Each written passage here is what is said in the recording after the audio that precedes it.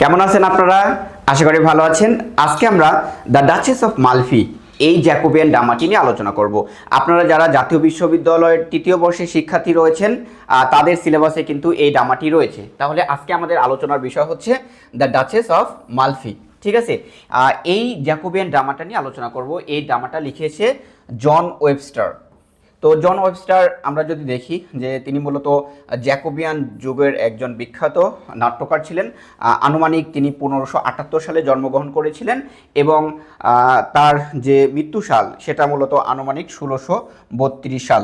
ওকে, আচ্ছা। তো এই যে John Webster the Duchess of Malfi এই নাটকটি লিখেছিলেন। আচ্ছা, আমরা এই নাটক থেকে কিছু কি ফ্যাক্ট আলোচনা করব। তার আগে বলি, আপনারা যদি পুরো লেকচারটা আজকে দেখেন, ইনশাআল্লাহ দ্য ডাচেস অফ মালফি এই নাটকটাতে আপনাদের কোনো ধরনের প্রবলেম থাকবে না, পুরোপুরি কনসেপশন ক্লিয়ার হয়ে যাবে ইনশাআল্লাহ। আপনারা শেষ পর্যন্ত অবশ্যই কন্টিনিউ করবেন। আচ্ছা, তাহলে আমরা কি ফ্যাক্টগুলো জেনে নিই। আসলে কি ফ্যাক্টগুলো আমাদেরকে কেন জানতে হবে, এটা তো আসলে একটা জানার বিষয়। কি ফ্যাক্টে যেটা থাকে মূলত যে কে লিখেছে, তারপরে তার যে হচ্ছে যে ডেজিগনেশনগুলো এবং কোথায় প্লেস সেটিং, কোথায় টাইম সেটিং এবং কখন পাবলিশ করা হয়েছিল, মূলত যে কি ইনফরমেশনগুলো যেগুলো রয়েছে সেগুলোই মূলত আমাদের কি ফ্যাক্টে রয়েছে। ঠিক আছে, তাহলে আমরা দেখি যে এই যে নাটকটা, এই নাটক লিখেছিলেন কে? জন ওয়েবস্টার। অর্থাৎ দ্য ডাচেস অফ মালফি এই নাটকটা লিখেছে জন ওয়েবস্টার এবং তার যে টাইটেল ছিল সে মূলত হচ্ছে জ্যাকোবিয়ান ট্র্যাজেডিয়ান ছিল। আর হচ্ছে যে এই যে নাটক, এই নাটকের আমরা যদি অরিজিনাল টাইটেলটা দেখি, এখানে আমরা দুই ধরনের টাইটেল পাবো। একটা হচ্ছে মডার্ন টাইটেল এবং আরেকটা হচ্ছে অরিজিনাল টাইটেল। তো এখানে যে অরিজিনাল টাইটেল সেটা হচ্ছে the tragedy of the Duchess of Malfi. এটা হচ্ছে অরিজিনাল টাইটেল। আমাদের অরিজিনাল টাইটেলটা জানতে হবে কারণ এটা বিপ কোশ্চেনে অনেক সময় প্রশ্ন হিসেবে চলে আসে। আচ্ছা, এটার মডার্ন টাইটেল হচ্ছে দ্য ডাচেস অফ মালফি। ওকে, এখান থেকে আর বেশি কিছু জানবো না, লেকচার বড় হয়ে যাবে, যার কারণে আমি একটু ছোটো করার চেষ্টা করছি। এটা লেখা হয়েছিল 1612 সাল থেকে 1613 সালের মধ্যে এবং এটা ফার্স্ট পারফর্ম করা হয়েছিল 1614 সালে। আচ্ছা, এটা পাবলিশ করা হয়েছিল 1623 সালে। এখন আরেকটা বিষয়, এখানে মূলত 5টা অ্যাক্ট রয়েছে এবং 20টা সিন রয়েছে, প্রতিটা অ্যাক্ট ওয়াইজ কিছু কম বেশি রয়েছে, এই হচ্ছে বিষয়। আর আরেকটা বিষয় জানতে হবে সেটা হচ্ছে সেটিং মোস্ট ইম্পর্টেন্ট। এখন আমরা দেখব যে আসলে মূলত এখানকার যে সেটিংটা দেখানো হয়েছে যে আর্লি 16 সেঞ্চুরি ইটালি, অর্থাৎ এই সেটিংটা মূলত দেখানো হয়েছে। ওকে, আর টাইম সেটিং যদি আমরা দেখি, টাইম সেটিং খুবই গুরুত্বপূর্ণ। এখানে মূলত 1504 সাল থেকে 1513 সালের মধ্যে যে ঘটনাটা, অর্থাৎ আমরা এটা বলতে পারি যে এই যে নাটকের যে গল্পটা, এই গল্প সংঘটিত হয়েছিল 1504 সাল অথবা 1513 সাল, অর্থাৎ 1504 সাল থেকে 1513 সালের মধ্যে এই গল্পটা অর্থাৎ এই ঘটনাটা সংঘটিত হয়েছিল। এ হচ্ছে বিষয়। আমরা প্লেস সেটিং যদি দেখি, এখানে কয়েকটা প্লেস সেটিং পাবো। ফার্স্ট অফ অল আমরা দেখব হচ্ছে মালফি। এটা মূলত ইটালির একটা মানে হচ্ছে যে রাজপ্রাসাদ মালফি, এই জায়গা। এরপরে সেটিং দেখানো হচ্ছে রোম, তারপরে দেখানো হচ্ছে মিলান, এ হচ্ছে বিষয়। অর্থাৎ আমরা এখানে 3টা সেটিং পাবো। এখানে আরও একটা সেটিং দেখানো হচ্ছে যেটা হচ্ছে অ্যানকোনা। ওকে, টোটাল এই 4টা সেটিং কিন্তু এখানে আমরা দেখতে পাচ্ছি। তাহলে চলেন আমরা পরবর্তীতে চলে আসি। পরবর্তীতে আমরা সরাসরি একদম ক্যারেক্টার নিয়ে আলোচনা করব। আসলে নাটকের গল্প সুন্দরভাবে মনে রাখার জন্য ক্যারেক্টারের নাম আমাদেরকে অবশ্যই মনে রাখতে হবে। ক্যারেক্টারের নাম যদি আমরা মনে না রাখতে পারি তাহলে কিন্তু কি হবে না, গল্পটা মনে থাকবে না। এখানে অনেকগুলো ক্যারেক্টার দেখানো হয়েছে। আমরা ক্যারেক্টারকে প্রধানত 2টা ভাগে ভাগ করব। একটা হচ্ছে মেজর ক্যারেক্টার আর তারপরে হচ্ছে মাইনর ক্যারেক্টার। তো মেজর ক্যারেক্টার যারা সবচেয়ে বেশি নাটকে গুরুত্বপূর্ণ ভূমিকা পালন করেছে তাদেরকে মেজর ক্যারেক্টারের ক্যাটাগরিতে রেখেছি। আমরা এখানে কয়েকটা মেজর ক্যারেক্টার দেখব। মাইনর ক্যারেক্টার আর হচ্ছে যে খুব বেশি গুরুত্বপূর্ণ না, তারপরও দেখার চেষ্টা করব। তাহলে চলেন আমরা দেখি যে এখানে মেজর ক্যারেক্টারের মধ্যে রয়েছে the Duchess of Malfi, that means duchess, অর্থাৎ মালফি এর যে ডাচেস তিনি হচ্ছে আমাদের আরেকটা ক্যারেক্টার। এখানে তাকে আমরা কেন্দ্রীয় ক্যারেক্টার বলতে পারি, প্রোটাগনিস্ট তার ক্যারেক্টার তাকে বলতে পারি, ট্র্যাজিক ক্যারেক্টার কিন্তু তাকে আমরা বলতে পারি। এই হচ্ছে বিষয়। এখন যে এই যে ডাচেস সম্পর্কে সংক্ষেপে না বললেই না। ডাচেস হচ্ছে একজন ইয়াং অ্যান্ড বিউটিফুল উইডো, অর্থাৎ সবে সে হচ্ছে যে বিধবা হয়েছে এবং তার 2জন ভাই একটা হচ্ছে ফার্ডিনান্ড এবং কার্ডিনান্ড। তো এই ফার্ডিনান্ড এবং কার্ডিনান্ড এরা দুইজন হচ্ছে যে চায় না যে তাদের ক্ষমতাটা হাতছাড়া হয়ে যাক এবং তাদের হাত থেকে রাজ্যর শাসনভারটা চলে যাক। দ্যাট মিনস ডাচেসকে তারা নিয়ন্ত্রণ করতে চেয়েছিল। এর অর্থ হচ্ছে ডাচেসকে তারা শর্ত দিয়েছিল যে ডাচেস কোনোভাবে দ্বিতীয় বিবাহ করতে পারবে না। তো ডাচেসকে তারা বুঝিয়েছিল ডাচেস যদি দ্বিতীয় বিবাহ করে তাহলে সমাজের চোখে মূলত দ্বিতীয় বিবাহকে ভালোভাবে দেখা হয় না, যার কারণে তারা বলেছিল, ডাচেসকে প্রমিস করিয়েছিল ডাচেস যেন দ্বিতীয় বিবাহ না করে। এবং এখানে কিন্তু ফার্ডিনান্ড এবং কার্ডিনান্ড শান্ত ছিল না। তার বোন কি করছে তার বোনের অ্যাকশনগুলোকে অবজার্ভ করার জন্য একজন স্পাই রেখেছিল যার নাম ছিল বোজোলা। ঠিক আছে, আচ্ছা, তার নাম কি ছিল? Daniel D ব্রোজোলা। ওকে, আচ্ছা, এই হচ্ছে ডাচেস। পরবর্তীতে দেখব যে ডাচেসকে তার ভাই ফার্ডিনান্ড এবং কার্ডিনান্ড ষড়যন্ত্র করে কিন্তু হত্যা করে ফেলবে। আচ্ছা, আমরা পরবর্তী ক্যারেক্টারে চলে আসি। পরবর্তী ক্যারেক্টার হচ্ছে ডিউক ফার্ডিনান্ড এবং কার্ডিনান্ড। ফার্ডিনান্ড এ মূলত ডাচেসের যমজ ভাই ছিল, টুইন্স ব্রাদার ছিল, এবং সে খুবই একটা অহংকারী, তারপরে হচ্ছে যে অ্যাংরি এবং কুয়েল পার্সন ছিল। এবং আমরা দেখব যে তার পরামর্শে বোজোলা কিন্তু ডাচেসকে হত্যা করবে জল্লাদকে সাথে নিয়ে। এরপরে হচ্ছে দ্য কার্ডিনাল। দ্য কার্ডিনাল এ মূলত হচ্ছে যে রোমে থাকে, সেখানে মূলত সেখানকার একটা চার্চের সে প্রধান, মানে হচ্ছে যে ক্লার্জিম্যান। তো সেখানে সে থাকে এবং সেখান থেকে মূলত সে ষড়যন্ত্রমূলক যে মানে ষড়যন্ত্রমূলক যে ষড়যন্ত্রগুলো সেগুলো কিন্তু সেখান থেকেই করে। এই কার্ডিনাল খুব একটা ভালো মানুষ না, ঠিক আছে, সে ব্যাড প্রকৃতির একজন মানুষ। এবং সে শেষ পর্যায়ে দেখব হচ্ছে যে সে তার যে মিস্ট্রেস বা তার যে লাভার জুলিয়া তাকে কিন্তু সে হত্যা করে ফেলবে। আমরা পরবর্তীতে সব কিছু ইনশাল্লাহ জানার চেষ্টা করব। আমি জাস্ট ক্যারেক্টারগুলো আপনাদেরকে ধরিয়ে দিচ্ছি। এরপরে হচ্ছে অ্যান্টোনিও, আচ্ছা, ব্লোগনা, অর্থাৎ অ্যান্টোনিওকে এই যে ডাচেস কিন্তু গোপনে অ্যান্টোনিওকে বিবাহ করেছিল। অ্যান্টোনিও মূলত ডাচেসের রাজদরবারে কিন্তু কাজ করত, তার স্টুয়ার্ড ছিল। এরপরে হচ্ছে ড্যানিয়েল ডি বোজোলা এখানে হচ্ছে যে এই যে ফার্ডিনান্ড এবং কার্ডিনান্ড এর স্পাই হিসেবে কিন্তু মালফিতে রয়েছে এবং সব সময় ডাচেসের অ্যাকশনগুলোকে, প্রতিটা মুভমেন্টগুলোকে অবজার্ভ করে এবং ফার্ডিনান্ড এবং কার্ডিনান্ডের কাছে কিন্তু খবর পাঠায়। এই হচ্ছে বিষয়। এখানে আরও কিছু ক্যারেক্টার রয়েছে, যেমন হচ্ছে ডেলিও হচ্ছে অ্যান্টোনিওর সবচেয়ে ভালো বন্ধু, যে ডাচেস এবং হচ্ছে অ্যান্টোনিওর যে গোপনে বিবাহ হয়েছিল এই বিষয়ের এই খবরটা কিন্তু ডেলিও জানতো, অর্থাৎ সিক্রেট ম্যারেজের বিষয়টা কিন্তু জানতো, বাট সে কাউকে বলতো না। এরপরের যে ক্যারেক্টার সেটা হচ্ছে আমাদের জুলিয়া, অর্থাৎ জুলিয়া মূলত এই যে কার্ডিনালের লাভার ছিল এবং একটা পর্যায়ে ডাচেসকে হত্যা করার যে রহস্যটা, সেই রহস্য কিন্তু কার্ডিনালের কাছ থেকে জুলিয়া জেনে যায়। এবং কার্ডিনাল দেখে যে তার যে হচ্ছে যে নিউজটা জুলিয়া জানলো, সেই নিউজটা যদি ফ্লাশ হয়ে যায় তাহলে কি হবে, সে হচ্ছে যে তাকে মেরে ফেলা হবে, কার্ডিনালকে সবাই কিন্তু হত্যা করবে। এই কারণে জুলিয়াকে কিন্তু কার্ডিনাল কি করে, হত্যা করে। কিভাবে হত্যা করে, এখানে হচ্ছে বাইবেলে সে আগেই বিষ মাখিয়ে রাখে এবং সেই বাইবেলে বলে যে তুমি যে এই সত্যটা জানলে এটার জন্য তুমি প্রমিস করো যে তুমি কারো কাছে এই বিষয়টা শেয়ার করবে না, ঠিক আছে, এইটা কিন্তু বলে। তাহলে প্রমিস করবে কিভাবে, বলে যে বাইবেল পবিত্র, বাইবেলে তুমি একটা চুমা খেয়ে শপথ করো। তো বাইবেলে যখন চুমা খায় তখন হচ্ছে যে বাইবেলে তো আগেই বিষ মাখানো ছিল এবং বিষের রিয়াকশনে কিন্তু জুলিয়া মারা যায়। পরবর্তী ক্যারেক্টারে আমরা চলে আসি। পরবর্তী ক্যারেক্টার হচ্ছে মানে ক্যারোলিয়া কে ছিল? ক্যারোলিয়া মূলত যে এই যে ডাচেসের হচ্ছে যে মেড ছিল, সার্ভেন্ট ছিল, ডাচেসকে সেবা করতো এবং একজন বিশ্বস্ত হচ্ছে যে সার্ভেন্ট ছিল। এখানে আমরা দেখি যে অ্যান্টোনিও এবং ডাচেসের যে বিবাহ, সিক্রেট ম্যারেজ, এই সিক্রেট ম্যারেজের একমাত্র খবর রাখতো কি, মানে অর্থাৎ সাক্ষী ছিল এই ক্যারিওলা। ওকে, এই হচ্ছে আমাদের প্রধান ক্যারেক্টার এবং এখানে অনেকগুলো মাইনর ক্যারেক্টার রয়েছে যেগুলো আমি গল্পের মধ্যে আপনাদের সামনে তুলে ধরবো, এগুলো আমি পড়ছি না, ঠিক আছে। এবার সরাসরি আমরা চলে যাব সামারিতে। সামারি একদম সহজভাবে আপনাদের গল্প আকারে বোঝানোর চেষ্টা করব এবং এই গল্প আকারে বলার উদ্দেশ্য হচ্ছে আপনারা যেন পাই টু পাই মনে রাখতে পারেন, পয়েন্ট ওয়াইজ আপনারা যাতে মনে রাখতে পারেন। আমি এর জন্য 7টা পয়েন্ট করেছি, পুরো গল্পটাকে এই 7টা পয়েন্টে কিন্তু আপনাদের সামনে তুলে ধরবো। তাহলে ডাচেস অফ মালফি এই পুরো গল্পটা আমি 7টা পয়েন্টের মাধ্যমে আপনাদের সামনে ইনশাল্লাহ তুলে ধরার চেষ্টা করব। ওকে, আচ্ছা, তাহলে দেখেন একদম যে নাটকটা শুরু হচ্ছে কিভাবে। নাটকটা শুরু হচ্ছে যে তার ভাই, দ্যাট মিনস এই যে ভাইদের নিষেধাজ্ঞা এবং গোপন বিবাহ, ডাচেসের যে গোপন বিবাহ, এই গোপন বিবাহের মাধ্যমে। তো দেখেন এই যে মালফি প্রাসাদ, এই প্রাসাদের হচ্ছে ডাচেস আমাদের বর্তমান যে ডাচেস, তিনি হচ্ছে এখানকার ডাচেস। ওকে, ইনি হচ্ছে শাসক। তো এই ডাচেস খুবই মানে সুন্দরী এবং ইয়াং, সদ্য তার বিবাহ হয়েছিল, কিন্তু তার হাজব্যান্ড মারা যাওয়ার কারণে সে বিধবা হয়েছে। এবং ভাই, তার দুইটা ভাই রয়েছে, একটা টুইন্স ব্রাদার যার নাম হচ্ছে ডিউক ফার্ডিনান্ড, এ হচ্ছে যে ডাচেসের টুইন্স ব্রাদার, এবং আরেকটা ভাই হচ্ছে কার্ডিনাল। তো এই যে ফার্ডিনান্ড এবং কার্ডিনাল, এরা কিন্তু আলাদা আলাদা রাজ্যের কিন্তু ডিউক, ঠিক আছে। মিলান একটা রাজ্য, এই রাজ্যের ডিউক হচ্ছে ডাচেস। আর হচ্ছে যে এই যে মানে ডিউক আর ডাচেসের মধ্যে পার্থক্য রয়েছে। মূলত মহিলা যদি শাসক হয় তাহলে তাকে ডাচেস বলে, এবং পুরুষ যদি শাসক হয় তাহলে তাকে ডিউক বলে।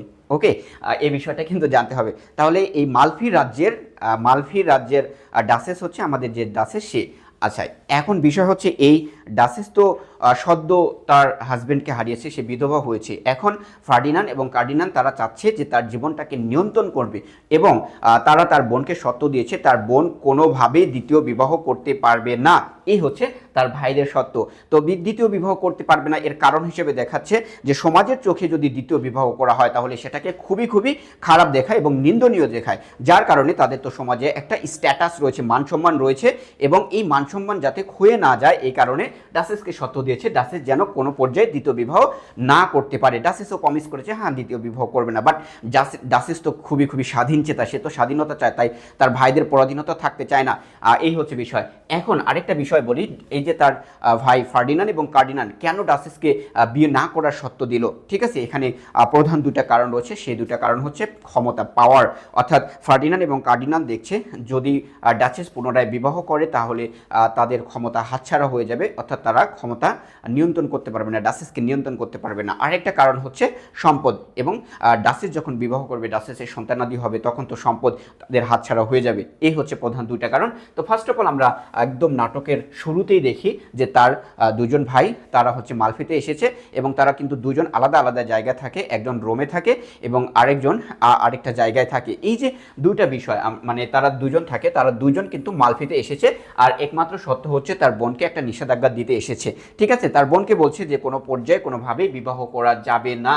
বাট এখানে তো বিষয়টা অন্যরকম। ডাচেস যেহেতু স্বাধীন চেতা, সে স্বাধীনতা চায়, তাহলে সে সিদ্ধান্ত নিয়ে নেয় যে সে বিবাহ করবে। তার ভাইরা যখন চলে যায়, অর্থাৎ দুই ভাই যখন মালফি থেকে চলে যায়, তখন ডাচেস কিন্তু নিজে নিজে গোপনে একটা সিদ্ধান্ত নেয়, এবং তার এই সিদ্ধান্তটা কিন্তু তার মধ্যে সীমাবদ্ধ থাকে। সে সিদ্ধান্ত নেয় যে সে দ্বিতীয় পুনরায় আবার বিয়ে করবে, যার কারণে তার যে প্রাসাদ, তার প্রাসাদের একজন কর্মচারী যার নাম হচ্ছে অ্যান্টোনিও, এই অ্যান্টোনিওকে কিন্তু সে সিলেক্ট করে যে তাকে কিন্তু বিবাহ করবে। এই হচ্ছে বিষয়। আমরা এখানে দেখি যে অ্যান্টোনিওকে বিবাহ করার সে কিন্তু সিদ্ধান্ত নিয়ে নেয়, এবং অ্যান্টোনিওকে কিন্তু গোপনে বিবাহ করে। এই যে তাদের এই বিবাহটা কিন্তু মূলত চারজন ব্যক্তির মধ্যে সীমাবদ্ধ ছিল। কয়জন ব্যক্তির মধ্যে? চারজন ব্যক্তির মধ্যে। ফার্স্ট যখন বিবাহ হয় অ্যান্টোনিও এবং হচ্ছে যে ডাচেসের বিবাহ হয়, তখন তাদের বিবাহের সাক্ষী ছিল ক্যারোলিয়া। কে ছিল? ক্যারোলিয়া। এই ক্যারোলিয়া কিন্তু তাদের বিবাহের সাক্ষী ছিল। পরবর্তীতে এই অ্যান্টোনিওর বন্ধু ডিলিও কিন্তু এই বিষয়টা জানে, অর্থাৎ ডিলিও কিন্তু খুবই বিশ্বস্ত অ্যান্টোনিওর, এবং সে কিন্তু সবসময় অ্যান্টোনিওকে সাহায্য করে। একটা পর্যায়ে যখন এরা সবাই মারা যাবে, এটা পরের বিষয়, আমি পরে বলতেছি। অর্থাৎ এখানে আমরা দেখলাম যে তাদের যে গোপন বিবাহ, এই গোপন বিবাহ চারজন মানুষ শুধুমাত্র জানে। পরের পয়েন্টে আমরা চলে আসি যে গুপ্তচর বোজোলা প্রাসাদে আগমন। এই যে তাদের ভাই ফার্ডিনান্ড এবং কার্ডিনান্ড, এরা যে ডাচেসকে শর্ত দিল যে কোনোভাবে সে দ্বিতীয় বিবাহ করতে পারবে না, এখানেই তারা সীমাবদ্ধ না। তাদের বিশ্বাস যে ডাচেস আবার বিবাহ করবে, এটা কিন্তু তারা মনে করেছে, বা তারা মনে প্রাণে কিন্তু বিশ্বাস করে। এখানে বিষয় হচ্ছে যে তার ভাই ফার্ডিনান্ড এবং কার্ডিনান্ড, এখানে তার যে টুইন্স ব্রাদার হচ্ছে যে ফার্ডিনান্ড, তো ফার্ডিনান্ড কি করেছে? একজনকে হায়ার করেছে, তার নাম হলো ড্যানিয়েল ডি বোজোলা। এই বোজোলাকে হায়ার করেছে। বোজোলাকে হায়ার করার একমাত্র উদ্দেশ্য হচ্ছে যে ডাচেসের এভরি মুভমেন্ট, প্রতিটা মুভমেন্টকে অবজার্ভ করবে, এবং সে কি করছে, কোথায় যাচ্ছে, কার সাথে থাকছে, এই সব কিছু খবরাখবর, এই সব নিউজ কিন্তু ফার্ডিনান্ড এবং কার্ডিনান্ডের কাছে পৌঁছাবে, যার কারণে গুপ্তচর বোজোলাকে কি করা হলো? হায়ার করা হলো। এই যে গুপ্তচর হায়ার করলো, তো তাকে তো এমনি রাজপ্রাসাদে রাখা পসিবল না। সো ডাচেসকে তারা বললো যে এই যে একজন আমার বিশ্বস্ত লোক, একে তোমার রাজদরবারে একটা মানে কাজ দাও। তো তাকে ঘোড়ার দেখাশোনা করার, কিন্তু ঘোড়াশালের যে দেখাশোনা, সেই দেখাশোনার দেখভালের কিন্তু দায়িত্ব দেওয়া হলো। এদিকে আমরা দেখছি তাহলে গুপ্তচরের কিন্তু আগমন প্রাসাদে হয়ে গেল, এবং প্রাসাদে হচ্ছে যে এই যে ডাচেস এবং অ্যান্টোনিও, এদেরও কিন্তু গোপনে বিবাহ হয়ে গেছে। পরবর্তী পয়েন্টে আমরা চলে আসি যে এই যে একটা পর্যায়ে যে পরবর্তী মানে পয়েন্টের আগে আরও কিছু আলোচনা রয়েছে। আমরা দেখি এভাবে কিন্তু সুন্দরভাবে চলছে। একটা পর্যায়ে আমরা দেখি যে অ্যান্টোনিও এবং ডাসেসের কিন্তু তারা হচ্ছে যে সন্তান জন্মদানের পর্যায়ে চলে যায় এবং বোজোলা কিন্তু সব কিছু অবজার্ভ করছিল, প্রতিটা মুভমেন্ট, ডাসেসের প্রতিটা মুভমেন্ট অবজার্ভ করছিল। একটা পর্যায়ে আমরা দেখি আসলে ডাসেস যে প্রেগনেন্ট, সেই প্রেগনেন্টের ঘটনাটা কিন্তু, বিষয়টা কিন্তু বোজোলা জেনে যায়। কিভাবে বোজোলা অবজার্ভ করছে আসলে ডাসেস কি করছে, এটা অবজার্ভ করছে। একটা পর্যায়ে দেখছে যে তার শরীরের মধ্যে কিছু চেঞ্জ রয়েছে, ডাসেসের শরীরের মধ্যে পরিবর্তন এসেছে, এটা বোজোলা হচ্ছে যে লক্ষ্য করেছে। তো এটা তো বোজোলা জাজমেন্ট না করে সরাসরি এই খবরটা ফার্ডিনান্ড কার্ডিনালের কাছে পৌঁছাতে পারে না, যার কারণে ইপিকট নামে এক ধরনের ফল ডাসেসকে সে খেতে দেয়। তো এটা খাওয়ার পরে ডাসেসের যে প্রেগনেন্সি পেইন, এই প্রেগনেন্সি পেইনটা কিন্তু বেড়ে যায়। এরপরে আমরা দেখি যে বোজোলা শিওর হয় আসলে ডাসেস বিবাহ করেছে। এখন বিষয় হচ্ছে এই যে ডাসেস বিবাহ করলো, তাহলে ডাসেসের হাজব্যান্ডকে, ডাসেস তো প্রেগনেন্ট, ডাসেস প্রেগনেন্ট, তাহলে তার হাজব্যান্ডকে, এটা বোজোলার একমাত্র উদ্দেশ্য। অর্থাৎ এখন বের করবে যে আসলে এই ডাসেসকে কে বিবাহ করেছে, তার হাজব্যান্ডকে, এটা বের করার জন্য সে কী করছে, যে চারদিকে ঘোরাঘুরি করছে। এখন আমরা দেখি যে এই যে মানে হচ্ছে বোজোলা তাকে যে হচ্ছে যে ডাসেসকে কী করেছে, ইপিকট নামে একটা ফল দিয়েছে, ফল খাওয়ার ফলে তার প্রেগনেন্সি পেইনটা বেড়ে গেছে। এখন একটা পর্যায়ে আমরা দেখি যে ডাসেস সে তার প্রথম সন্তান, সে সন্তানের কিন্তু জন্ম দেয়। আচ্ছা, এরপরে মানে বোজোলা তো সব সময় সুযোগের সন্ধানে আছে, কিভাবে আসল সত্যটা জানা যাবে। এর কারণে সে ডাসেসের রুমের পাশ দিয়ে হাঁটার সময় সে দেখে যে একটা কাগজ সেখানে পড়ে আছে, একটা চিরকুট পড়ে আছে। চিরকুটটা হাতে নিয়ে দেখে যে ডাসেসের সন্তানের যে জন্মকুণ্ডী, সেই সব কিছু কিন্তু সেখানে লিপিবদ্ধ করা আছে। ঠিক আছে, এটা অ্যান্টোনিও ভুলবশত তার হাত থেকে সেখানে পড়ে গেছে, অ্যান্টোনিওর হাত থেকে। এটা দেখার পরে বোজোলা একদম শিওর হয়ে যায়, নিশ্চিত হয়ে যায় যে আসলে এখানে ডাসেস কী করেছে, ডাসেস বিবাহ করেছে এবং সন্তানও জন্ম দিয়েছে। এই খবরটা ফার্ডিনান্ড এবং কার্ডিনালের কাছে কিন্তু বোজোলা পৌঁছে দেয়। কার্ডিনান্ড শোনার পরে তারা খুবই রাগান্বিত হয়ে যায়, ফিউরিয়াস হয়ে যায় এবং চায় যে তার বোনকে কী করবে, শাস্তি দেবে। কেন? অর্থাৎ তার বোন তাদের কথার অবাধ্য হয়েছে, এই কারণে তার বোনকে শাস্তি দেবে, এটা হচ্ছে বিষয়। এদিকে আমরা দেখি যে ডাসেস একটা পর্যায়ে হচ্ছে যে বুঝে যায় যে আসলে তার যে বিবাহ, এই বিবাহটার খবর হয়তো অন্য কেউ জেনে গেছে। আমরা দেখি যে হচ্ছে যে অলরেডি, অর্থাৎ এখানে হচ্ছে যে অ্যান্টোনিও ডিলিওর কাছে এসে একটা খবর দেয় যে সে 3টা সন্তানের জন্ম দিতে সক্ষম হয়েছে। এই খবরটা যখন ডিলিওর কাছে দেয়, আর এই সময়টা কিন্তু কয়েকটা বছর এখানে কিন্তু একটা গ্যাপ রয়েছে, এবং এই কয়েক বছর পরে 3টা সন্তানের জন্ম দেওয়ার পরে আমরা যেটা দেখি যে এই যে ডাসেসের ভাই ফার্ডিনান্ড এবং কার্ডিনান্ড, এরা কিন্তু কী করে, এরা এখানে আসে, অর্থাৎ মালফিতে আসে। মালফিতে আসার পরে ফার্ডিনান্ড স্পেশালি আসার পরে ডাসেসকে বলে যে ডাসেস, তোমার তো আমরা বিয়ে ঠিক করেছি, তোমাকে আমরা বিবাহ দিতে চাই। অর্থাৎ এখানে ফার্ডিনান্ড সরাসরি বলে না যে তুমি তো বিবাহ করেছো, তোমার সন্তানাদি হয়েছে। এখন ফার্ডিনান্ডও কিন্তু কি আছে, অবজারভেশন পর্যায়ে রয়েছে। ঠিক আছে, তো সে যখন ডাসেসকে বলে যে আমি তোমার বিবাহ দিতে চাই, ডাসেস কিন্তু রাজি হয় না বিবাহ করতে। তো একটা পর্যায়ে হচ্ছে যে ফার্ডিনান্ড তাকে ফোর্স করতে থাকে, তখন ডাসেস কী করে, ডাসেস আসলে স্বীকার করে যে হ্যাঁ সে বিবাহ করেছে। বাট তার হাজব্যান্ডের নাম যখন জানতে চায়, তখন কিন্তু সে হাজব্যান্ডের নাম জানে না, মানে বলে না। এদিকে দেখেন এই যে বিষয়টা ঘটছে, এদিকে হচ্ছে ডাসেসের মনের মধ্যে তার হাজব্যান্ড অ্যান্টোনিওকে নিয়ে কিন্তু দুশ্চিন্তা বাড়তে আছে। আসলে অ্যান্টোনিওর হচ্ছে যে সামনে খুবই বিপদ আসতেছে, এটা ডাসেস উপলব্ধি করতে পারে। যার কারণে ডাসেস কী করে, ডাসেস হচ্ছে যে একটা মানে একটা প্ল্যান করে, একটা পরিকল্পনা করে, এবং তার প্ল্যানটা এমন ছিল, আমরা একটু দেখি যে এগুলো পরে আসতেছি।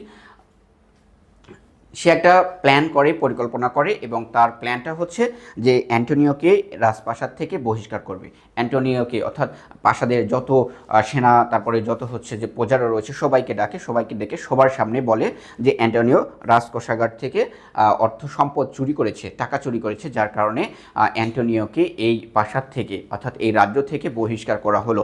এইভাবে অ্যান্টোনিওকে কিন্তু সবার সামনে বহিষ্কার করে দেয়। অর্থাৎ বহিষ্কার করার পরে তাকে ডাসেস বলে যে তুমি বড় সন্তানটাকে নিয়ে তুমি এখান থেকে সরাসরি অ্যানকোনাতে চলে যাও। ঠিক আছে, আমি তীর্থযাত্রার বাহানায় আমি তোমার সাথে অ্যানকোনাতে সাক্ষাৎ করব। এই যে বিষয়টা এদিকে ঘটলো।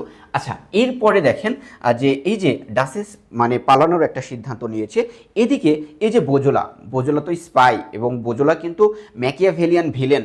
আমরা ম্যাকিয়াভেলিয়ান ভিলেনের কিছু ফিচার্স যেটা রয়েছে যে সে খুবই চতুর প্রকৃতির হবে এবং সে তার স্বার্থের জন্য সব সময় কাজ করবে এবং সে খুবই বুদ্ধিমান হবে।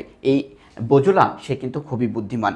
বোজোলা তখন বিভিন্ন কায়দা কৌশলে ডাসেসের সংস্পর্শে আসার চেষ্টা করলো এবং ডাসেসকে সব কিছু শেয়ার করতে থাকলো। ডাসেস মনে করলো যে সে ডাসেসের তো সরল মন, মেয়েদের তো সরল মন হয় তাই না, তো সরল মনে ডাসেস কিন্তু বিশ্বাস করে তাকে সব কিছু বলে দিতে থাকলো যে তার হাজব্যান্ড হচ্ছে অ্যান্টোনিও এবং তাদের 3টা সন্তান হয়েছে এবং তার হাজব্যান্ডকে সে কী করেছে যে অ্যানকোনাতে পাঠিয়ে দিয়েছে এবং সেও কিন্তু অ্যানকোনাতে তার সাথে সাক্ষাৎ করবে। সব কিছু সব খবর ডাসেস সরল মনে বোজোলাকে কিন্তু বলে দেয়। এদিকে বোজোলা তো স্পাই হিসেবে কাজ করছে, গুপ্তচর হিসেবে কাজ করছে। বোজোলা তার কাছে ভালো সেজে সব কিছু কিন্তু শুনে ফেলে, ঠিক আছে। শোনার পরে সব কিছু ফার্ডিনান্ড এবং কার্ডিনান্ডকে জানিয়ে দেয়। এদিকে আমরা দেখি যে ডাসেস তীর্থযাত্রার বাহানায় সে কিন্তু অ্যানকোনাতে পৌঁছে গেছে, অলরেডি অ্যানকোনাতে পৌঁছে গেছে, মালফির রাজ্য থেকে অ্যানকোনাতে সে কিন্তু পৌঁছে গেছে। তো বোজোলা যখন তার ভাইদেরকে সব কিছু বলে যে আসলে এই কাহিনী, অ্যান্টোনিও তার হাজব্যান্ড, ঠিক আছে, তাদের 3টা সন্তান হয়েছে এবং তারা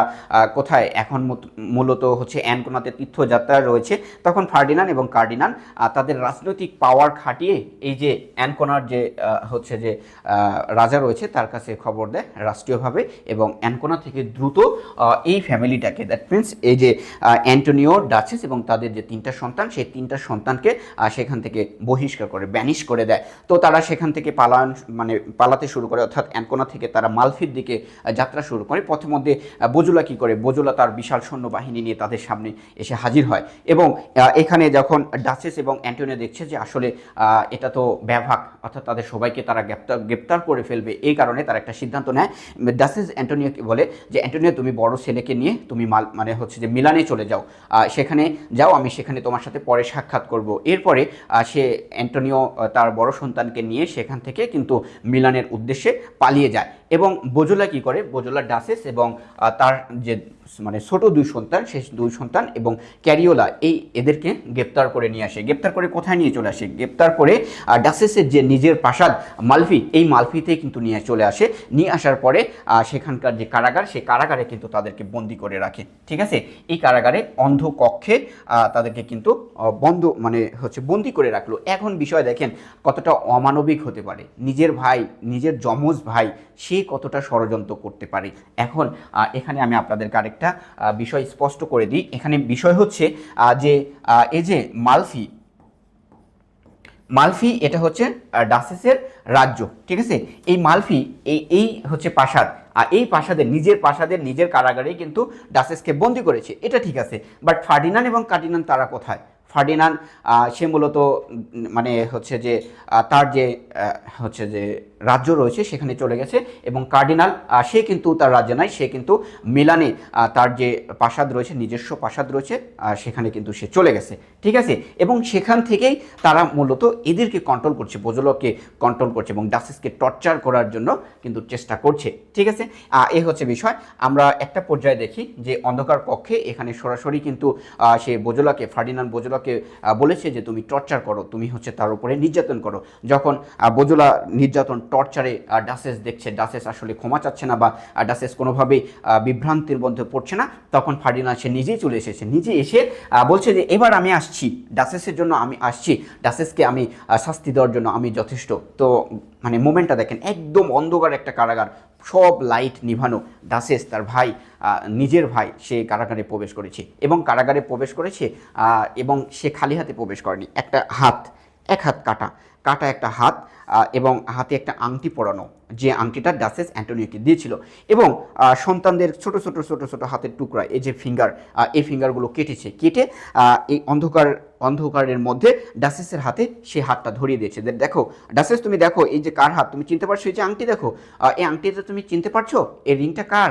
তো এটা দেখে আসলে ডাসেস চিনে যায় যে এটা হচ্ছে যে মূলত অ্যান্টোনিওর হাত, এবং এটার পরে বলে যে অ্যান্টোনিও এবং তার সন্তানকে হত্যা করা হয়েছে। তো এখানে ডাচেস মনে করে যে আসলে তার বেঁচে থেকে আর কোনো লাভ নাই, তার যে একমাত্র ভরসা, সে ভরসাকে কী করেছে, হত্যা করে ফেলছে, তাহলে তার আর বেঁচে থেকে লাভ কি। তার মৃত্যুকে সে আলিঙ্গন করে নেয়, মৃত্যুকে বরণ করে নেয়, সে তার যে হচ্ছে যে সম্মান, পার্সোনালিটি, সেই পার্সোনালিটি কিন্তু সে ধরে রাখে। অর্থাৎ সে বলে যে আমার মরতে হবে, আমি মরতে রাজি আছি। অর্থাৎ এইভাবে অমানবিক টর্চার কিন্তু ফার্ডিনান্দ তাকে করে। আবার হচ্ছে যে এমন হচ্ছে যে তার হাতে হাত ধরিয়ে দিয়েছে, বলছে আলো আনো আলো আনো, আলো আনার পরে দেখছে যে হাত, ওয়াও, আসলে এটার একটা কৃত্রিম হাত। পরবর্তীতে এটা আমরা জানতে পারবো। ওকে, এইভাবে তারপরে যখন দেখলো যে ফার্ডিনান্দ দেখলো যে না, এতেও হচ্ছে না, ডাচেস একটুও ভয় পাচ্ছে না, তাহলে কি করতে হবে, বোজোলাকে বললো যে বোজোলা তুমি জল্লাদ আনো, জল্লাদ ভাড়া করো, জল্লাদ দিয়ে তাকে কিন্তু হত্যা করা হবে, এমন একটা সিদ্ধান্তের মধ্যে কিন্তু পৌঁছে গেল। এরপরে দেখেন জল্লাদ আনার আগেই ফার্ডিনান্দ আবার একটা সিদ্ধান্ত নিল। সেই সিদ্ধান্ত হচ্ছে যে যারা পাগল রয়েছে, এই পাগলদেরকে তার ঘরের চারদিকে ছেড়ে দাও, যাতে তাদের টর্চারে ডাচেস নিজেই পাগল হয়ে যায়। এই যে এমন একটা পরিবেশ, অর্থাৎ যারা উন্মাদ, একদম মাতাল পাগলদেরকে ডাচেসের চারদিকে ছেড়ে দেওয়া হলো, ডাচেসের ঘরের, এবং তারা এত পরিমাণে অমানবিক টর্চার করতে থাকলো ডাচেসকে। ডাচেস মনে হচ্ছে যে এই পাগলের অত্যাচারে ডাচেস নিজেই পাগল হয়ে যাচ্ছে, তাতেও ডাচেসের কিছুই ঘটলো না। অর্থাৎ ডাচেস সে কিন্তু এখনও শক্ত, মনকে শক্ত করে সে রয়েছে, এবং সে বলছে যে মৃত্যু যেহেতু আমার বরণ করতে হবে, আমি যেহেতু মরবো বা আমার একটা মৃত্যু আসবে, আমি এখানে কোনো কিছু করবো না। অর্থাৎ সে শক্তভাবে কিন্তু সব কিছু, সকল টর্চার কিন্তু সহ্য করছে। এইবার আমরা দেখি যে দেখেন ডাচেসের নির্মম হত্যাকাণ্ড। এবার আমরা চলে আসি এই পয়েন্টটাতে। অর্থাৎ এখানে এই যে ফার্ডিনান্দ এবং কার্ডিনান্দ বোজোলাকে আদেশ করলো, বোজোলা তুমি হচ্ছে জল্লাদ আনো এবং তাকে হচ্ছে যে তুমি হত্যা করো। এখন এই বোজোলা এত বদমাইশ, এই বদমাইশ কী করছে, ছদ্মবেশ ধারণ করছে। এবং কিসের ছদ্মবেশ ধারণ করছে, একদম বৃদ্ধ মানুষ, একদম থুরথুরি একজন বৃদ্ধ, এবং সেই বৃদ্ধর ছদ্মবেশ ধারণ করছে। ছদ্মবেশ ধারণ করে ডাচেস যে জেলখানায় রয়েছে সেখানে গেছে। যাওয়ার পরে সে তাকে বলছে, আমি হচ্ছে এভাবে বলছে যে ভাঙা একদম ছদ্মবেশ ধারণ করে বলছে যে আমি মূলত মৃত ব্যক্তির কবর খুনি, আমি সমাধিত করি, ঠিক আছে, সে তার নাম দিচ্ছে যে আমি টম মেকার, দ্যাট মিনস আমি কবর খনন করি, আমি সমাধি তৈরি করি। এইভাবে কিন্তু সে একদম একটা লাঠি হাতে নিয়ে ডাচেসের সামনে গেছে। ডাচেসের সামনে যাওয়ার পরে ডাচেসকে সব কিছু বলছে এবং ডাচেসকে ভয় দেখাচ্ছে। এই মুহূর্তে যখন বোজোলা ছদ্মবেশ, টম মেকারের ছদ্মবেশে যখন কারাগারের মধ্যে রয়েছে, তখন আবার জল্লাদ প্রবেশ করছে। জল্লাদ একে তো বোজোলা তাকে ডাচেসকে টর্চার করছে, সেই মুহূর্তে কি করছে যে একটা জল্লাদ প্রবেশ করছে। জল্লাদ কিন্তু খালি হাতে আসেনি, জল্লাদ কি আনছে, বড় একটা কফিন নিয়ে এসেছে, হাতে দড়ি নিয়ে এসেছে, ঠিক আছে। এবং হচ্ছে যে এই কফিন নিয়ে আসার পরে ডাচেসকে দেখাচ্ছে যে ডাচেস এই যে তোমার মারার পরে হচ্ছে যে তোমাকে এই কফিনে রাখা হবে, এই যে দড়ি দেখছো, দড়ি দিয়ে তোমাকে হত্যা করা হবে। অর্থাৎ এগুলো মূলত ডাচেসকে দেখাচ্ছে। একটা পর্যায়ে আমরা দেখি যে এই জল্লাদ হচ্ছে যে জল্লাদ কি করে, ডাচেসের গোলায় যে রশিটা তার হাতে ছিল, সেই রশিটা ডাচেসের গোলায় পেঁচায় এদিক থেকে একজনকে টানতে দেয়, ওদিক থেকে টেনে ডাচেসের গলাটাতে একদম শ্বাসরুদ্ধ করে ডাচেসকে সেই কারাগারের মধ্যে হত্যা করে। এখন ডাচেস তো সেখানে একা না, ডাচেসের যে দুইটা সন্তান ছিল তাদেরকেও এইভাবে দড়ি পেঁচিয়ে তাদেরকেও শ্বাসরুদ্ধ করে কিন্তু হত্যা করা হয়। এখন আরেকটা বিষয় হচ্ছে, তাদের সাথে তো ক্যারোলিয়া ছিল, ক্যারোলিয়াকে কিন্তু হত্যা করা হচ্ছে। ক্যারোলিয়াকে যখন ধরে বোজোলা, তখন ক্যারোলিয়া বলে, অনেক বিনয় করে যে আমাকে ছেড়ে দাও, আমি কি অন্যায় করেছি, আমি সন্তান আমার পেটে, আমি প্রেগনেন্ট, অন্তত এই সন্তানের মায়া হলে আমাকে ছেড়ে দাও। অর্থাৎ তাও কিন্তু বোজোলা শোনে না। কতটা নির্দয় নিষ্ঠুর হতে পারে এই কাজগুলো করতে পারে, তাকে কিন্তু শ্বাসরুদ্ধ করে গলায় দড়ি পেঁচিয়ে তাকে কিন্তু সেখানে হত্যা করা হয়। অর্থাৎ এখানে ডাচেসের দুটো সন্তান, ডাচেস এবং ক্যারোলিয়া, এদের সবাইকে কিন্তু হত্যা করলো। হত্যা করার পরে সেখানে ফার্ডিনান্দ এসে তার বোনের লাশ দেখা মাত্র সে পাগল হয়ে গেছে। অর্থাৎ তার মাথায় আর কোনো কাজ করছে না, সে একদম তার যে টুইন্স ব্রাদার, তার লাশ দেখা মাত্র সে পাগল হয়ে গেছে। পাগল হয়ে সে সম্পূর্ণ দোষ বোজোলাকে দিচ্ছে যে বোজোলা, তুমি এত নিষ্ঠুর কাজ কীভাবে করতে পারলে, তুমি কিভাবে আমার বোনকে মারতে পারলে, তোমার কোনো পেমেন্ট আমি দেবো না, তোমাকে কোনো টাকা পয়সা আমি দেবো না। এটা কিন্তু সকল দোষ বোজোলার উপরে চাপাচ্ছে। বোজোলা দেখছে, আরে আমি যার জন্য করি চুরি, সে আমাকে এসে বলে চোর, ঠিক আছে। এটার পরে বোজোলা কিন্তু আসলে উপলব্ধি করতে পারে যে আমি কার জন্য কাজ করছি, আমি ফার্ডিনান্দ কার্ডিনান্ডের জন্য কাজ করছি, এরাই তো দেখছি বড় শয়তান, আমার এদের বিরুদ্ধে প্রতিশোধ নিতে হবে। এবং এটার পরে আস্তে আস্তে এই যে বোজলার মধ্যে অনুশোচনা কাজ করতে থাকে, কি কাজ করতে থাকে? অনুশোচনা। সে উপলব্ধি করতে থাকে আসলে ডাসেসকে এভাবে মারা আমার অন্যায় হয়েছে, আমি এই পাপের প্রায়শ্চিত্ত করতে চাই। এবং এই পাপের প্রায়শ্চিত্ত করার জন্য সে সিদ্ধান্ত নেয় যে সে কি করবে, সে অ্যান্টোনিও এবং তার বড় ছেলে, ডাসেসের বড় ছেলেকে বাঁচাবে। অর্থাৎ এই যে ফার্ডিনান্ড এবং কার্ডিনান্ড তারা কিন্তু ডাসেসকে মেরেই মানে শান্ত হয়নি, তারা সিদ্ধান্ত নিয়েছে অ্যান্টোনিওকে হত্যা করবে। অর্থাৎ এখানে বোজোলা যেটা করছে, বোজোলা বলছে যে আমি অ্যান্টোনিওকে রক্ষা করব, তার সন্তানকে রক্ষা করব, অন্তত তাদেরকে সেভ করার মাধ্যমে আমি আমার পাপের প্রায়শ্চিত্ত করতে পারবো। ঠিক আছে, এটা বিষয় গেল। এরপরে আমরা দেখছি যে এই যে বোজোলা, সেই বোজোলা হচ্ছে যে এই মালফি থেকে কোথায় চলে যাচ্ছে? মিলানে চলে গেছে। কারণ কি? এখন যে ঘটনাগুলো, সেই ঘটনাগুলো কোথায় ঘটবে? মিলানে ঘটবে। মিলানে কি আছে? অ্যান্টোনিও তার বড় ছেলেকে নিয়ে কিন্তু মিলানে রয়েছে, এবং কার্ডিনালের নিজস্ব বাসভবন কিন্তু মিলানে রয়েছে, একটা সিক্রেট বাসা কিন্তু সেখানে রয়েছে। এবং ফার্ডিনান্ডও সে কিন্তু মিলানের দিকে যাত্রা করেছে, সেও কিন্তু মিলানে যাচ্ছে। ঠিক আছে, আমাদের কেন্দ্রীয় যে ক্যারেক্টারগুলো সবগুলোই মিলানে পৌঁছে গেছে। এখন মিলানে যাওয়ার পরে আমরা এই যে জুলিয়া ক্যারেক্টার আলোচনার সময় একটা নাম বলেছিলাম, জুলিয়া কিন্তু সে মালফি থেকে ডাসেসের কাছে, মানে মালফি থেকে মিলানে গেছে। মিলানে মূলত কার্ডিনালের সাথে সাক্ষাৎ করতে গেছে। সে কিন্তু কার্ডিনালের লাভার। ঠিক আছে, কার্ডিনাল তার সাথে ফিজিক্যাল সম্পর্ক বজায় রেখেছে, এবং সিক্রেট লাভার হিসেবে কিন্তু জুলিয়া রয়েছে। জুলিয়া কিন্তু অনেক সুন্দরী একজন মহিলা, এবং কার্ডিনাল মূলত তার সৌন্দর্যের মোহে মুগ্ধ হয়েছে। ঠিক আছে, এখন বোজোলা যখন মালফিতে যায়, মালফিতে যাওয়ার পরে তার জুলিয়ার সাথে সাক্ষাৎ হয়, এবং বোজোলার কিন্তু জুলিয়ার কিন্তু বোজোলাকে ভালো লাগে, বোজোলারও কিন্তু জুলিয়াকে ভালো লাগে। অর্থাৎ তাদের মধ্যে একটা ভালোবাসার সম্পর্ক তৈরি হয়। এখন এই যে ভালোবাসার সম্পর্ক তৈরি হলো, বোজোলার টার্গেট কি? বোজোলার টার্গেট হচ্ছে কার্ডিনালের কাছ থেকে সত্যটা জানা, যে অ্যান্টোনিওকে কোথায় রেখেছে, বা অ্যান্টোনিওকে সে কীভাবে মারবে, বা জুলিয়াকে যে তারা হত্যা করেছে, এখানে ডাসেসকে যে তারা হত্যা করেছে, এটা স্বীকারোক্তি, একটা প্রমাণ জোগাড় করা, এটা হচ্ছে বোজোলার প্রধান উদ্দেশ্য। সো সে জুলিয়ার সাথে ফ্লার্ট করতে শুরু করে, এবং জুলিয়াকে কনভিন্স করে, জুলিয়াকে বলে যে আমি তোমার ভালোবাসা অ্যাকসেপ্ট করব তখনই যদি তুমি কার্ডিনালের কাছ থেকে ডাসেসের যে ঘটনাটা, ডাসেস যে উধাও হয়ে গেছে, ডাসেসকে খুঁজে পাওয়া যাচ্ছে না, এবং ডাসেস কোথায় আছে, এই খবরটা যদি তুমি কার্ডিনালের কাছ থেকে শুনে আসতে পারো, তাহলে আমি তোমার ভালোবাসাটা অ্যাকসেপ্ট করব। এটা কে বলছে? বোজোলা বলছে। বোজোলাও কিন্তু একজন সুদর্শন পুরুষ। ঠিক আছে, জুলিয়া এমনিই পাগল হয়নি, এই হচ্ছে বিষয়। তো পরবর্তীতে আমরা দেখি যে হ্যাঁ, জুলিয়া তার ভালোবাসা রক্ষার্থে, ভালোবাসা অর্জন করার জন্য কার্ডিনালের কাছে চলে গেছে। কার্ডিনালকে গিয়ে তার যে রূপের মোহ, পুরোপুরি তার রূপের মোহতে তাকে পাগল করে ফেলছে কার্ডিনালকে, এবং ছলে বলে কৌশলে কার্ডিনালের কাছ থেকে কি করছে? কার্ডিনালের কাছ থেকে যে আসলে ডাসেস কোথায় রয়েছে, ডাসেস যে লাপাত্তা হয়ে গেছে, তাকে খুঁজে পাওয়া যাচ্ছে না, এটার আসল কাহিনী কি, এটা জানার চেষ্টা করছে। প্রথমে কার্ডিনাল কোনোভাবে স্বীকার করছিল না, বাট এই যে জুলিয়ার যে রূপের মোহ, এই রূপের মোহে সে পাগল হয়ে সব কিছু কিন্তু বলে ফেলে, বলে যে ফার্ডিনান্ড এবং কার্ডিনাল মিলে ডাসেসকে হত্যা করেছে। ঠিক আছে, ষড়যন্ত্র করে ডাসেসকে হত্যা করে ফেলেছে। এইটা জানার পরে, এটা বলার পরে কার্ডিনালের মনের মধ্যে একটা সন্দেহ জাগে যে এই যে সত্য, এই সত্যটা আমি যে বলে দিলাম, এটাই তো আমার মৃত্যুর জন্য যথেষ্ট। এটা যখন ফ্লাশ হয়ে যাবে, আমি তো মৃত্যুর জন্য আমার একমাত্র সাক্ষী হয়ে যাবে। তখন সে, কার্ডিনাল তো ধূর্ত, ঠিক আছে, সে একটা ষড়যন্ত্র করে, বা সে একটা পরিকল্পনা করে, এবং জুলিয়াকে বলে, জুলিয়া, এই যে এত বড় সত্য কথা আমি তোমাকে যে বললাম, তুমি তো যদি অন্য কাউকে বলে দাও তাহলে তো আমার ক্ষতি হবে। তার জন্য তুমি কি করো? তুমি শপথ করো আমার কাছে যে তুমি কারো কাছে এই বিষয়টা বলবে না। আচ্ছা, জুলিয়া রাজি হয় যে হ্যাঁ, আমি শপথ করব। তো এখন হচ্ছে যে এর জন্য কিভাবে শপথ করবে? কার্ডিনাল চলে যায় বাইবেল আনতে চলে যায়। সেখানে কিন্তু বাইবেলের পাতায় বিষ মিশিয়ে রাখে, এবং বলে যে এই যে বাইবেল, তুমি বাইবেলে একটা চুমু খাও, চুমু খেয়ে তুমি শপথ করো যে এই সত্যটা তুমি কারো কাছে বলবে না। জুলিয়া মানে হচ্ছে যে স্বীকার করে, অর্থাৎ সেই বাইবেলে যখন চুমু খায়, তখন সেখানে তো আগে থেকে বিষ মাখানো ছিল, এই বিষের রিয়াকশানে কিন্তু জুলিয়া মারা যায়। জুলিয়ার মৃত্যুতে বোজোলা কিন্তু আরও ক্ষিপ্ত হয়ে যায়, এবং সে চায় যে এখন তো একজনের না, ডাসেসের সন্তান এবং জুলিয়া তার মানে সদ্য লাভার, মানে ভালোবাসার মানুষ, এদের সবার হত্যার প্রতিশোধ সে কিন্তু নেবে। যার কারণে সে ক্ষিপ্ত হয়ে এই যে মিলানের যে প্রাসাদ, সে প্রাসাদের মধ্যে কিন্তু ঢুকে পড়ে। এদিকে আমরা দেখছি যে এই মিলানে কিন্তু অ্যান্টোনিও রয়েছে। অ্যান্টোনিও তার ছেলেকে অ্যান্টোনিও কী করে, অ্যান্টোনিও চায় যে সে কার্ডিনালের সাথে দেখা করবে এবং কার্ডিনালকে সব কিছু বুঝিয়ে বলবে যাতে সে ডাচেসকে ছেড়ে দেয় এবং তাদের সম্পর্কটা মেনে নেয়। এটার জন্য অ্যান্টোনিও কী করছে, এই মিলানের প্রাসাদে কিন্তু রাতের আধারে আসা শুরু এসেছে এবং একটা প্রাসাদে, পুরো প্রাসাদে কোনো আলো নেই, সব জায়গায় আলো নিভানো, ঠিক আছে।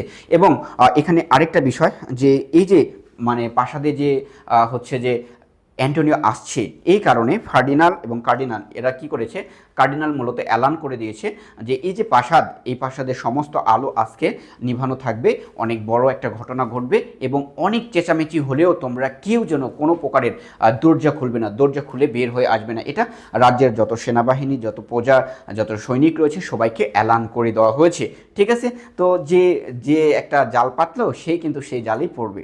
দেখেন অ্যান্টোনিও রাতের আধারে প্রাসাদে প্রবেশ করলো, এদিকে বোজোলা তো সে ক্ষিপ্ত হয়ে আছে, তরোয়াল একদম উন্মুক্ত তরোয়াল নিয়ে সে কী করছে, প্রাসাদে প্রবেশ করছে। এবং বোজোলা একটা ঘরের মধ্যে যখন কারো উপস্থিতি টের পেল, পুরো তো অন্ধকার, এবং বোজোলা কিন্তু তাৎক্ষণিক যে তাকে ছুরিকাঘাতে কিন্তু মেরে ফেললো এবং পরবর্তীতে দেখলো যে সে তা মিসফায়ার হয়ে গেছে। দ্যাট মিনস সে কাকে হত্যা করে ফেলছে, অ্যান্টোনিওকে হত্যা করে ফেলছে। এটা দেখে সে একদম কষ্টে কান্নায় ভেঙে পড়লো যে আমি যাকে বাঁচাতে চাচ্ছি, আমি যাকে রক্ষা করতে চাচ্ছি, আমি তো তাকেই মেরে ফেললাম, আমি আবারও একটা অন্যায় করে ফেললাম। এবং তার যে এই পাপের যে অনুশোচনা, সেই অনুশোচনা থেকে সে আরও সিদ্ধান্ত নিল এবং আরও কঠোর হয়ে পড়লো যে এতগুলো মানুষের হত্যার প্রতিশোধ আমি নিয়েই ছাড়বো। এরপরে সে মানে প্রাসাদে প্রবেশ করছে, মানে ঘরে ঘরে দেখছে যে কোথায় কার্ডিনাল রয়েছে, ফার্ডিনাল কোথায় রয়েছে, ঠিক আছে। এবং সে একটা পর্যায়ে কার্ডিনালের রুমে কিন্তু পৌঁছালো। কার্ডিনালের রুমে পৌঁছানোর পরে যে এখানে আমরা যেটা দেখছি যে কার্ডিনালের রুমে পৌঁছানোর পরে তরোয়াল হাতে আছে, কিন্তু তার তরোয়াল নিয়ে কিন্তু কার্ডিনালের সাথে কিন্তু লড়াই করতে শুরু করে দিয়েছে, ঠিক আছে। কার্ডিনালকে হত্যা করে ফেলবে। কার্ডিনাল এদিকে চিৎকার করছে, চেঁচামেচি করছে, তার রাজ্যের সকল দরজা বন্ধ, কেউ কিন্তু আসতেছে না। কারণ কি, সে বলছে যে এখানে অনেক বড় ঘটনা ঘটবে, তোমরা কেউ বের হবে না, আজকে তোমরা কেউ দরজা খুলবে না, যতই চেঁচামেচি হোক, চিল্লাচাটি হোক, যতই দরজা খুলতে বলা হোক, তোমরা কেউ দরজা খুলবে না। নিজের পরিকল্পনায় নিজেই ফেসে গেছে, তাই না? অর্থাৎ এখানে আমরা দেখছি যে সে চিল্লাচ্ছে কিন্তু কেউ আসছে না, তাদের মধ্যে যুদ্ধ হচ্ছে। এবং এই যে বোজোলা তার তরোয়াল দিয়ে কার্ডিনালকে কিন্তু শক্তভাবে আঘাত করে এবং কার্ডিনাল কিন্তু কাতরাচ্ছে, পড়ে যে কাতরাচ্ছে। এর মধ্যে এই রুমটাতে এই যে উন্মাদ পাগল হয়ে গেছে ফার্ডিনাল, এই ফার্ডিনাল কী করছে, এই ফার্ডিনাল কিন্তু সেই রুমে প্রবেশ করছে একদম মানে মাতাল হয়ে গেছে, পাগল হয়ে গেছে। কারণ কি, এই যে তার বোনের লাশ দেখার পর থেকে কিন্তু সে পাগল, অর্থাৎ সে কোনো কিছুই করতে পারছে না। একদম একটা তরোয়াল নিয়ে আসছে, তরোয়াল নিয়ে এসে বোজোলাকে এইভাবে মারার পরিবর্তে সে কী করছে, কার্ডিনালকে মেরে দিয়েছে, ঠিক আছে। তো কার্ডিনাল সেখানে কিন্তু মারা গেল। এখন কার্ডিনাল যেহেতু মরে গেল, ফার্ডিনাল সেই পাগল তখন আবার বোজোলার সাথে মারামারি শুরু করেছে, যুদ্ধ শুরু করছে এবং বোজোলাকে কিন্তু ছুরিকাঘাত করে দিয়েছে অলরেডি। এবং বোজোলা কিন্তু তাকে কি করছে, আঘাত করছে। এবং এখানে আমরা দেখি যে এই বোজোলার আঘাতে কিন্তু ফার্ডিনালেরও কিন্তু মৃত্যু হয়ে গেছে। কার্ডিনাল মারা গেল, ফার্ডিনালও কিন্তু মারা গেল। আর এদিকে এই বোজোলা কিন্তু মারাত্মকভাবে জখম ছিল, যার কারণে কিছুক্ষণ পরে, অর্থাৎ বোজোলা এটা মৃত্যুর আগে এটা স্থির করতে পারছে, এইটা মানে এইটা ভেবে সে একটু শান্তি পাচ্ছে যে অন্তত আমি যে প্রতিশোধটা নিতে চেয়েছিলাম, এই দুইজন পাপিষ্ঠ ব্যক্তিকে আমি হত্যা করতে পেরেছি। এবং এটা ভাবার পরে সে আস্তে আস্তে শান্তিতে কিন্তু বোজোলা কিন্তু এখানেই মারা যায়। তাহলে আমরা দেখলাম যে মিলানের রাজপ্রাসাদে সকল কেন্দ্রীয় ক্যারেক্টারের কিন্তু মৃত্যু ঘটে গেল, অর্থাৎ ফার্ডিনাল, কার্ডিনাল, বোজোলা, ঠিক আছে, অ্যান্টোনিও, সবারই কিন্তু মৃত্যু ঘটে গেল। ওকে, এরপরে যে এখানে বেঁচে থাকলো কে, জীবিত থাকলো ডিলিও, এবং আরেকজন বেঁচে থাকলো কে, এই যে ডাচেসের বড় সন্তান, ঠিক আছে। একদম আমরা নাটকের শেষে দেখব যে ডিলিও ডাচেসের বড় সন্তান নিয়ে হাজির হবে দর্শকদের সামনে, এবং সে যে এই এত বড় প্রাসাদের মালিক বা এই যে সম্পদের মালিক, সেটা কিন্তু তাকে হচ্ছে যে নিশ্চয়তা দিবে। এইভাবেই কিন্তু এই যে হত্যার মাধ্যমে, বড় ধরনের একটা হত্যার মাধ্যমে, সকল চরিত্রর হত্যার মাধ্যমে দ্য ডাচেস অফ মালফি এই ড্রামাটা কিন্তু শেষ হয়েছে। আশা করি আপনারা সুন্দরভাবে বুঝতে পেরেছেন। আপনারা যদি বুঝে থাকেন, একটু উপকৃত হন, আপনাদের নৈতিক দায়িত্ব হচ্ছে এই ভিডিওটা শেয়ার করা এবং সবার কাছে পৌঁছে দেওয়া, এই হচ্ছে বিষয়। তাহলে ভালো থাকবেন, আল্লাহ হাফেজ।